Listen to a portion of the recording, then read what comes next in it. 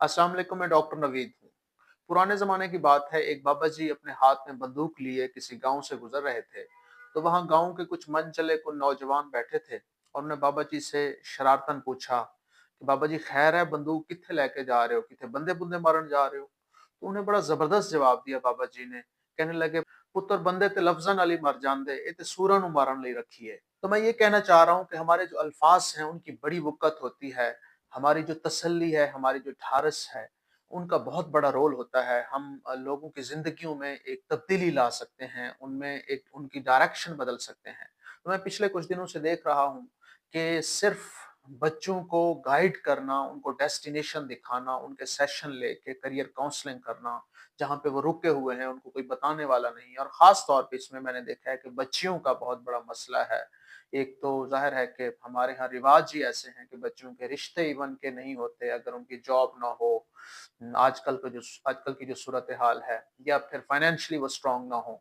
तो मैं आज अभी आपको सेशन में दिखाऊँगा कि बच्चियों की एज 30 प्लस हो चुकी है लेकिन उनकी शादियाँ नहीं हुई और कोई जॉब्स भी नहीं हुई हैं और वो बहुत ज़्यादा परेशान हैं। तो जहाँ-जहाँ बच्चियों को मालूम हुआ कि सेशन हो रहा है, तो उन्होंने राब्ता किया, बच्चों ने भी किया और ज़्यादातर बच्चियों के इश्यूज़ हैं, क्योंकि बच्चे तो फिर भी सोसाइटी में इधर-उधर से कहीं न कहीं से असातिज़ा से मोटिवेशन ले लेते हैं, लेकिन बच्चियों का संगीन मसला है, बहुत ज़्यादा मसला है और इस वक़्त जॉब्स की सूरत-ए-हाल है।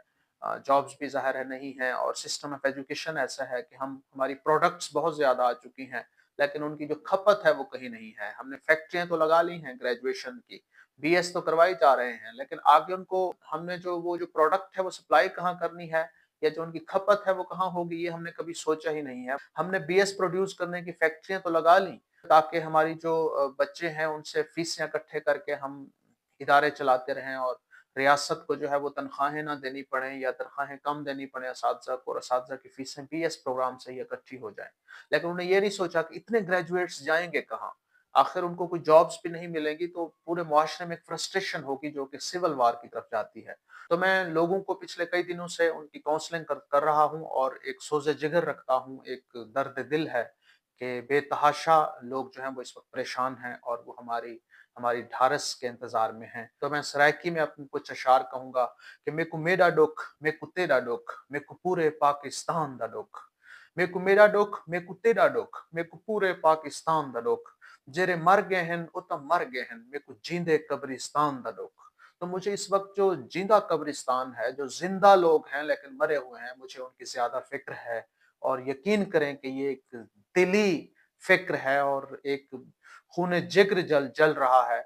इस ये सोच सोच को कि आखिर ये बच्चे जाएंगे कहाँ और या कहाँ पे खपेंगे। तो मैंने कल और आज में जो कुछ सेशंस लिए हैं उनका ज़िक्र करता हूँ ताकि मैं ये लाज़मी आप लोगों को शेयर करता हूँ कुछ चीज़ें सीक्रेट रख के, ताकि बहुत सारे बच्चे जो इस तरह के केसेस से रिलेटेड हैं उनको भी फ़ायदा हो और उनको भी मोटिवेशन मिले और उनको भी पता चले कि हमने आखिर क्या करना है इस मुश्किल दौर में।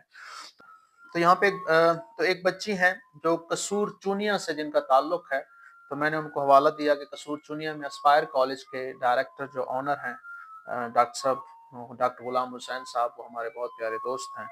तो कसूर चूनिया से बच्ची का ताल्लुक है और एज 25 है उनकी और मैट्रिक में बहुत अच्छे मार्क्स हैं, 95% मार्क्स हैं। एफएससी में भी 90% मार्क्स हैं और उनकी बीएस फिजिक्स उन्होंने की है, 3.2 सीजीपीए है पंजाब यूनिवर्सिटी लाहौर से, ठोकर नियाज बेग कैंपस से जो कायद आजम कैंपस है। बीएससी उन्होंने डबल मैथ फिजिक्स में की थी और बीएस फिजिक्स में फिर फिफ्थ सेमेस्टर में उन्होंने ज्वाइन किया था। तो बीएससी में भी उनके बहुत अच्छे मार्क्स हैं, 621/800 जो बहुत अच्छे हैं और उन्हें पंजाब कॉलेज पंजाब कॉलेज पतोकी से इन्होंने ये डिग्री ली थी बीएससी की। पेरेंट्स में राजपूत फैमिली से हैं और पेरेंट्स की सेपरेशन है, तो ये एक बहुत बड़ा मसला होता है। 10 साल हो गए हैं, पेरेंट्स सेपरेटेड हैं, डाइवोर्स्ड हैं और मदर जो है उनकी वो सारी ज़िम्मेदारियाँ उठाती है। 4 सिबलिंग्स हैं, उनमें 4 जो हैं वो इनके भाई हैं और 2 जो हैं वो सिस्टर्स हैं, उनमें से एक ये हैं। फाइनेंस में रिस्पॉन्सिबिलिटी कौन ले रहा है, ये बहुत इम्पोर्टेंट होता है घर में। तो बड़े भाई हैं जो जॉब कर रहे हैं और ये है कि घर अपना है और शादी का भी कोई चांस नहीं है। तो ये अच्छी बात है कि अभी शादी से पहले ही कुछ कर लिया जाए तो बेहतर है, वरना बाज़ वक़्त शादी करने के बाद भी बरकतें लग जाती हैं। तो ये अल्लाह ताला की तरफ से है, बहरहाल मेहनत करनी है। और रास्ता दिखाना है, बाकी अल्लाह ताला मंज़िल पे पहुँचाते हैं। तो उनके एम्स मैंने पूछे तो she was interested in teaching and lectureship. Subject उनका कहती हैं कि बहुत अच्छा है, मैंने टीचिंग भी की है। इंग्लिश ग्रामर पे उनको ग्रिप है। मैट्रिक में एफएससी में उनके कोई 85% मार्क्स इंग्लिश में है। तो इंग्लिश में ज़रूर पूछा करता हूँ ताकि जिससे अंदाज़ा हो कि आपको पीपीएससी, सीएसएस की तरफ ले जाना चाहिए या नहीं। तो घर के काम-काज में का कोई स्ट्रेस तो नहीं है, तो उन्होंने कहा कि नो इश्यू, बाकी कर सकते हैं और मैं बैठ के पढ़ सकती हूँ, तो ये भी एक अच्छी चीज़ है। क्रैमिंग वगैरह बेहतर है, मतलब कि चीज़ों को सम अप करना, याद रखना और फिर पेपर के नज़दीक आके सारी चीज़ों को रिवाइज़ करना, मेमोराइज़ करना और ज़हन में रह जाना, ये भी बड़ी अहम चीज़ होती है। तो उन्होंने कहा कि ये भी मैं कर लेती हूँ। तो तमाम चीज़ें बहुत अच्छी हैं, तो मैंने उनको रिकमेंड किया है कि बेटे आप, पहले पूछा कि जीके में आपका इंटरेस्ट है, जनरल नॉलेज में? तो उन्होंने कहा जी, है, बहुत ज़्यादा है। तो मैंने उनको फिर रिकमेंड किया कि बेटे आप जो है ना वो पीपीएससी, एफपीएससी की जो जॉब्स आती हैं, सिंगल पेपर या डबल पेपर बेस्ड, उसके लिए तैयारी करें और 6-7 महीने अपने आप को दे दें। फिर उसमें 40 से 50 डिपार्टमेंट हैं, कुछ पंजाब के और कुछ फेडरल के, तो उसमें आपको बहुत ज़्यादा फ़ायदा होगा और कहीं न कहीं आप क्लिक कर जाएँगे, क्योंकि आपके मार्क्स, आपकी इंग्लिश, ये सारा कुछ बता रहे हैं कि आप बहुत अच्छी तैयारी कर सकती हैं। तो मैंने उनको फिर कुछ बुक्स रिकमेंड की हैं। पहले मैंने उनको कहा है कि आप पाकिस्तान अफ़ेयर्स की और हिस्ट्री की बुक्स मैंने उनको रिकमेंड की हैं कि वो ले लें, और साथ में आप ज्योग्राफी और वर्ल्ड मैप को, इनको देखें, और साथ में फिर मैंने कहा है कि मैं आपको कुछ इंग्लिश की असाइनमेंट्स भेजूँगा, आपने वो करनी है। तो और इस्लामियत और कंप्यूटर, ये भी जिन बच्चों को चाहिए होगा मैं इंशाल्लाह आप तमाम को भेजता रहूँगा। अच्छा, इसके बाद तो इस तरह से आप 50 डिपार्टमेंट्स की मुख्तलिफ जॉब्स के लिए तैयारी कर सकते हैं, अगर आपका इस तरह का आपका बैकग्राउंड है। फिर मैंने उन्हें कहा है कि चूँकि आप बीएस फिज़िक्स में हैं, तो आपको साथ में, और आपकी एज भी 25 है, तो अभी आपको 7-8 साल पड़े हैं और किसी भी वक़्त लेक्चरशिप की जॉब भी आ सकती है, जो कि बहुत अच्छी जॉब है। तो साथ आप अपना सब्जेक्ट पे भी ग्रिप रखें, सब्जेक्ट भी पढ़ें। तो पीपीएससी लेक्चरशिप के लिए जो है वो आप अपनी फिज़िक्स तैयार करें, और फिज़िक्स के लिए मैं आप तमाम को रिकमेंड करता हूँ, नरेंद्र कुमार की इंडियन ऑथर की जो बुक है, बहुत अच्छी है, काफ़ी हेल्दी बुक है, और वहाँ से एक तो मैट्रिक, एफएससी और बीएस, अपने फिजिक्स को, अपना जो मतलब पंजाब टेक्स्ट बुक है, उसको पढ़ें और उनके अपने नोट्स बनाएं। साथ में एक ही बुक नरेंद्र कुमार की इंडियन ऑथर की ले लें और उसको पढ़ें और उसके एमसीक्यू सॉल्व करें ज़्यादा से ज़्यादा, तो इंशाल्लाह आपकी फिजिक्स में लेक्चरशिप की जॉब आती है तो उसमें आपके बहुत अच्छे मार्क्स आ जाएंगे। तो ये पहला केस था। दूसरा केस है जी, एक बच्ची हैं जिनकी एज 30 ईयर हो चुकी है और ज़फरवाल दारोवाल से हैं। पेरेंट्स, फादर जो हैं वो आर्मी रिटायर्ड हैं और आजकल घर में होते हैं और जानवरों का काम वगैरह करते हैं, बहुत अच्छी बात है। और घर में ये छोटा बहुत कोई भी आप में से हो जो खास तौर पे गाँव में रहते हैं, थोड़ी बहुत ज़मीन भी है और घर में अहाता वगैरह भी है, तो वहाँ पे आप जानवर वगैरह ज़रूर रखें। आजकल बहुत ज़रूरत है इलाके को मिल्क की, तो छोटा-मोटा बिज़नेस ज़रूर करें जिससे आपके फाइनेंशियल स्ट्रेस कम हो। तो सिबलिंग्स 4 सिस्टर्स हैं, 1 ब्रदर है, भाई सबसे छोटा है, 2 सिस्टर्स मैरिड हैं। तो अब ये बच्ची जो है यही इस घर में सबसे बड़ी हैं, इन्हीं पे ज़िम्मेदारियाँ हैं। घर अपना है, विलेज में है, लेकिन फाइनेंशियल इश्यूज़ बहुत ज़्यादा हैं। तो ये चीज़ देखनी होती है, फाइनेंशियल इश्यूज़ हैं तो आप स्ट्रेसफुल एनवायरनमेंट में आपके लिए पढ़ना बहुत मुश्किल हो जाता है। बहरहाल हिम्मत करे इंसान तो क्या नहीं हो सकता। तो एजुकेशन मैंने इनकी पूछी, तो मैट्रिक में इनके फर्स्ट डिवीज़न है, एफएससी की बजाय इन्होंने आईकॉम किया है, उसमें भी फर्स्ट डिवीज़न है। बीकॉम की है, उसमें उनके 50% मार्क्स हैं। इंग्लिश वो कह रही हैं कि मुनासिब है, कोई बहुत अच्छी नहीं है। तो हालात, मैंने उनसे पूछा कि आपका एम क्या है? तो उन्होंने कहा तो कि एम तो बहुत बड़े थे, लेकिन हालात ऐसे आए कि जितने भी ख्वाब थे वो सारे मर गए।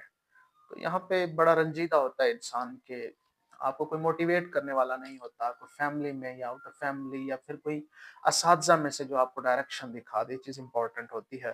तो मुझे ये, बहरहाल अल्लाह ताला ने ख़ास करम किया है कि मैं लोगों की हेल्प आउट कर रहा हूँ, इससे मुझे दिली खुशी हो रही है।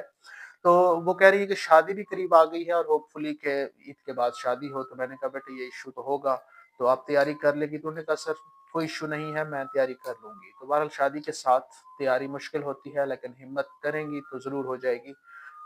मैंने पूछा पहले कोई तैयारी पीपीएससी का एग्ज़ाम, चूँकि आपने 14 साल की एजुकेशन ली हुई है, तो इसके साथ कोई ऐसी जॉब्स जो 11वें, 12वें, 13वें, 14वें ग्रेड की। तो उन्होंने कहा जी, जी मैं कुछ 1-2 जॉब्स के लिए पीपीएससी के एग्ज़ाम में अपीयर हुई हूँ।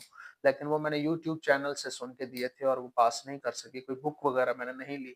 और उन्होंने ये कहा कि मैंने बहुत सुना हुआ है, बल्कि ये कल से ही अ, बल्कि कुछ दिनों से ये बच्चे कह रहे हैं कि जी हमने सुना है कि चूँकि पीपीएससी में भी सिफ़ारिशें होती हैं तो इस वजह से। तो मैंने उन्हें कहा बेटा ऐसा नहीं होता है। एक तो करप्शन का चांस हर जगह होता है, लेकिन इस वक़्त अगर सबसे कम करप्शन का चांस है तो पीपीएससी, एफपीएससी में है, क्योंकि कमीशन है बहरहाल, वहाँ पे भी लोग बैठे हैं जो वो भी इंसान ही हैं, और पॉसिबल है कि 10% करप्शन के चांसेस हों, लेकिन सबसे कम करप्शन के चांसेस जो हैं वो कहीं इन्हीं कमीशन के हैं, जिनके अंदर बहरहाल जो चेयरमैन बैठा होता है और जो बैठे होते हैं लोग, वो देखते हैं, वो बहरहाल अल्लाह को जवाबदेह है। और हमने 3-4 दफ़ा क्लियर किया है, तो हमने देखा है कि वो आपको जाँचते हैं कि आप किस तरह से आप बेशक एवरेज फैमिली से हैं, लेकिन वो आपका टैलेंट देख के आपको चूज़ कर लेते हैं। ऐसी बात नहीं है, तो ये बात ज़हन से निकाल दें सिफ़ारिश का। ये मैं समझता हूँ कि लेम एक्सक्यूज़ेज़ हैं। आप हिम्मत करें, ज़रूर इंशाल्लाह आपको जॉब मिलेगी। और फिर कहते हैं कि मुझे पता था कि शायद एमए के बाद जॉब्स मिलती हैं, इसलिए भी मैंने अप्लाई नहीं किया। मैंने उन्हें कहा कि बेटे बीए के बाद लेक्चरशिप के अलावा या 1-2 जॉब्स के अलावा जितनी भी पीपीएससी, एफपीएससी की जॉब्स हैं, वो सारी ग्रेजुएशन बेस 14 ईयर एजुकेशन की बेस पे होती हैं, तो आप अप्लाई कर सकती हैं। तो बच्ची बहुत खुश हुई। मैंने उनको फिर रिकमेंड किया कि बेटे अब आप, बेशक आपकी शादी करीब आ रही है, लेकिन आप 6 से 8 महीने बैठ के पीपीएससी जनरल की यानी कि 100 एमसीक्यू सिंगल पेपर की तैयारी ज़रूर करें, और आपके पास ऑप्शन ही यही है। तो मैंने फिर उनको 2 बुक्स रिकमेंड की, पाकिस्तान अफेयर जनरल नॉलेज की और जियोग्राफी और वर्ल्ड मैप की। तो ये मैंने उनको रिकमेंड की हैं, और मैंने उन्हें कहा है कि बेटे इनकी तैयारी करें और मुझे फीडबैक देते रहें, जहाँ पे इश्यू हो मुझे बताएँ। इसके अलावा इंग्लिश, इस्लामियत और उर्दू, और इसके अलावा जो कंप्यूटर है, इसके जहाँ तक आपको मेरी मदद की ज़रूरत हो तो असाइनमेंट्स वगैरह भी मैं भेज दिया करूँगा। या जो मेरे पास नोट्स अवेलेबल हैं वो भी मैं आपको भेज दूँगा।